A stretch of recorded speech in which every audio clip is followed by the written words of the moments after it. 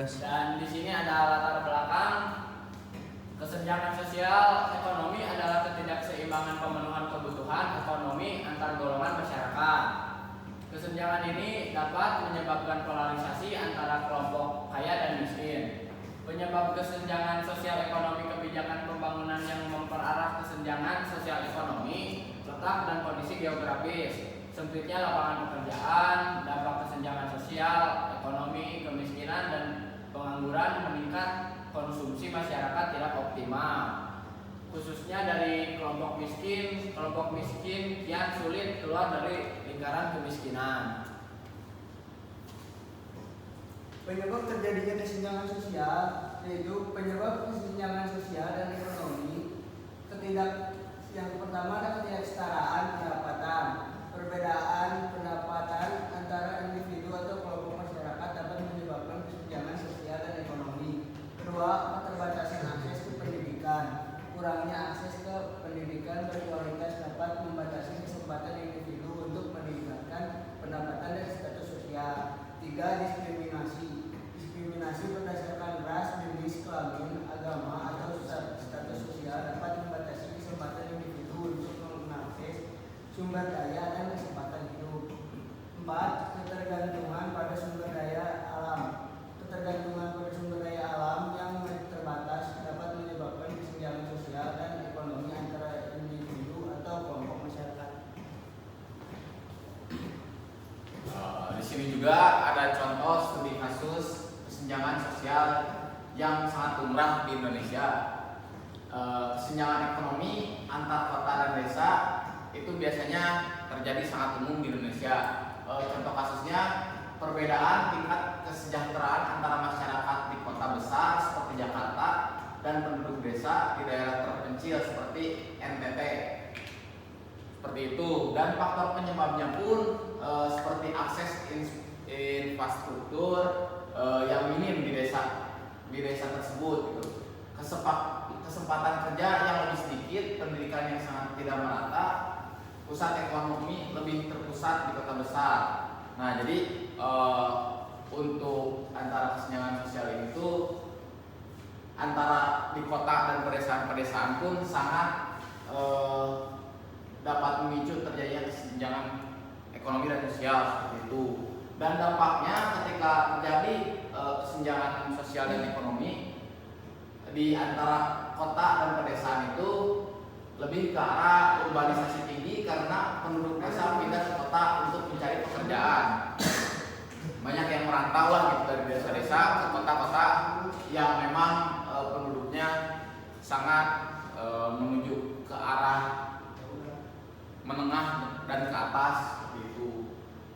Terus juga tingginya angka pengangguran di desa, kualitas hidup yang lebih rendah bagi penduduk pedesaan. Banyak pengangguran berarti itu tuh bisa dibulatkan. Di sini ada studi kasus yang selanjutnya. Studi kasus selanjutnya ada ketimpangan dalam akses pendidikan. Kasusnya, sekolah di daerah terpencil sering kekurangan guru, fasilitas, dan akses teknologi dibandingkan dengan sekolah di kota besar. Faktor penyebabnya keterbatasan anggaran pendidikan, sehingga kurangnya tenaga pengajar yang mau ditugaskan di daerah terpencil. Infrastruktur sekolah yang minim seperti gedung rusak, tidak ada listrik dan internet. Dampaknya rendahnya angka kelulusan dan kualitas pendidikan di daerah terpencil, sehingga generasi muda sulit bersaing di pasar kerja dan siklus kemiskinan terus berlanjut. Nah, yang selanjutnya ada dampak kesenjangan sosial. Yang pertama, dampak kesenjangan sosial yaitu meningkatnya ketidakstabilan sosial. Kesenjangan sosial yang besar dapat menyebabkan ketidakpuasan sosial, protes, dan bahkan kerusuhan. Ketidakadilan yang dirasakan oleh kelompok marginal bisa memicu ketegangan sosial, peningkatan kemiskinan, dan keterbelakangan. Kesenjangan sosial berkontribusi pada kemiskinan yang semakin dalam, terutama di kalangan kelompok yang terpinggirkan dan menghambat. kemampuan mereka untuk memperbaiki kondisi hidup. Penyakit sosial dan kesenjangan mental masyarakat yang terisolasi atau terdiskriminasi mungkin mengalami stres berkepanjangan yang berakibat pada masalah kesehatan fisik dan mental. Kesetaraan akses terhadap perawatan kesehatan semakin memperburuk situasi ini. Nah, kemudian ada dari tadi kan oleh dijelaskan sudah dijelaskan soal sejarah dampak. Nah, pasti ada dampak, ada solusi. Kemudian solusi untuk mengurangi kesenjangan sosial, pemerataan pendidikan. Nah, dengan cara pemerataan salah satunya. Pemerintah harus memastikan akses pendidikan yang setara bagi semua kalangan masyarakat, baik di kota maupun di daerah terpencil. Penggunaan teknologi dalam pendidikan bisa memperluas jangkauan pendidikan berkualitas. Nah, di Indonesia ini SDM manusianya itu cukup kurang karena pendidikan yang rendah. Kemudian ada penguatan kebijakan ekonomi yang inklusif. Pemerintah perlu mendorong kebijakan ekonomi yang fokus pada pengurangan ketimpangan ekonomi.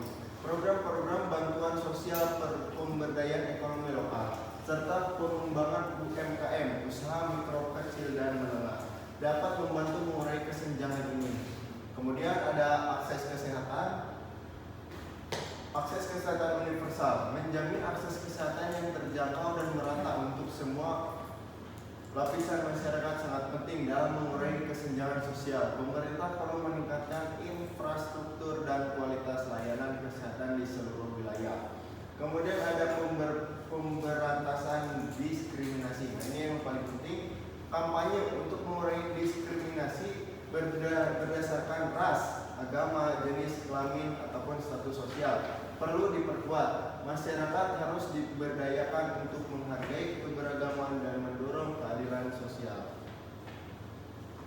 Jadi ini adalah kesimpulan dari kesenjangan sosial, merupakan masalah kompleks yang melibatkan berbagai faktor baik untuk ekonomi, pendidikan maupun sosial budaya untuk mengurangi ketimpangan ini. Dibutuhkan kerjasama antara pemerintah, masyarakat, dan sektor swasta. Dengan kebijakan yang tepat, kesenjangan sosial bisa diukur secara signifikan, menciptakan masyarakat yang lebih adil dan sejahtera bagi semua pihak.